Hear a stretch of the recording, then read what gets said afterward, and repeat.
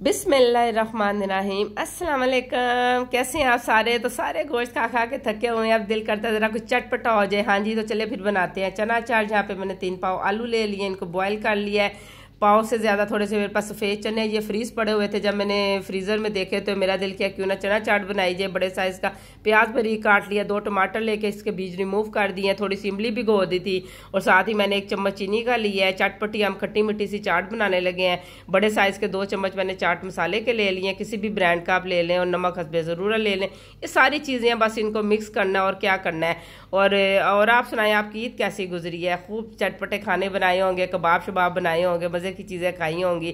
बस यहाँ पे मैंने अब आलू डाल दिए हैं, बड़े से खुले बर्तन में चीज़ डाला करें मिक्स करने के लिए, ताकि ये चाट वगैरह की मिक्सिंग जो अच्छी तरह हो तो फिर इसका फ्लेवर अच्छी तरह आ जाता है। इमली को पहले 1 कप गर्म पानी में मैंने भिगो दिया था, खोलते हुए पानी में डाल के इसको ढाँप के रख दें। आधा पौना घंटा रख दो, उतनी देर आप और साथ घर के काम करते रहें। और 1 घंटे बाद पानी तो ठंडा हो चुका होगा। उसके बाद जब आप इमली को साफ हाथों से हैंड वॉश करके उसको मसलेंगे, सारी गुठलियाँ इसकी साइड पे कर लें। उसके बाद इसको फिर थोड़ी देर पड़ा रहने दें, ताकि इसके नीचे वो लकड़ी सी जो भी होता है गंद बला नीचे बैठ जाएगा। तो फिर आपने क्या करना है, एक से दूसरे बर्तन में शिफ्ट करना है। इसकी किरक जो है वो नीचे बैठ जाती है, किसी भी तरह वो फिर आपको तंग नहीं करेगी। तो उसके बाद जब आप ये चाट मसाले ये चना चाट में डालें, इस पल्प को जहाँ भी ये इस्तेमाल करेंगे आपको बहुत अच्छा टेस्ट, साफ सा टेस्ट आएगा।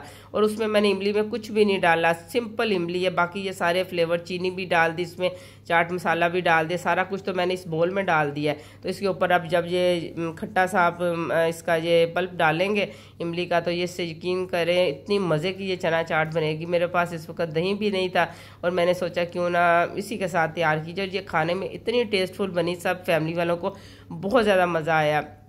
मेरी कोशिश होती है कि घर में मौजूद चीज़ों से ही मैं रेसिपी अपनी तैयार कर लूँ, ना कि गर्मी में किसी को बाहर भगाऊँ। जो चीज़ें मेरे पास होती हैं मैं उसी के साथ ही अपनी चीज़ मुकम्मल कर लेती हूँ।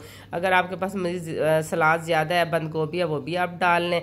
तो जितनी चीज़ें बढ़ाते जाएं आपकी मर्ज़ी है, लेकिन मुझे इसी तरह की सिंपल सी चाट अच्छी लगती है। और साथ ग्रीन चटनी बनाए पुदीने की और धनिया की, और इसका मज़ा और भी दुबाला हो जाएगा। आज की आसान सी रेसिपी आपके साथ मैंने शेयर किया। तो आप भी बड़े अच्छे लोग हैं सारे, अल्लाह पाक आप सबको मेरे समेत मदीने की ज़ियारत कराए। तो जल्दी से प्लीज़ मेरे चैनल को सब्सक्राइब कर दें, वीडियो को भी लाइक किया करें, शेयर किया करें, अपना फीडबैक मुझे ज़रूर दिया करें। आप कहाँ कहाँ से मेरी वीडियो वॉच करते हैं ये भी मुझे ज़रूर बताया करें, मुझे बड़ी खुशी होती है। तो अल्लाह पाक आप सबको हर दुख दर्द और बीमारी से बचा के रखें। इंशाल्लाह अगली वीडियो में मुलाकात होगी, दुआ में याद रखें। तो इजाज़त दें मुझे। ऊपर फिर मैंने चाट मसाला डाल दिया ताकि खुशबू एक अच्छी सी आए।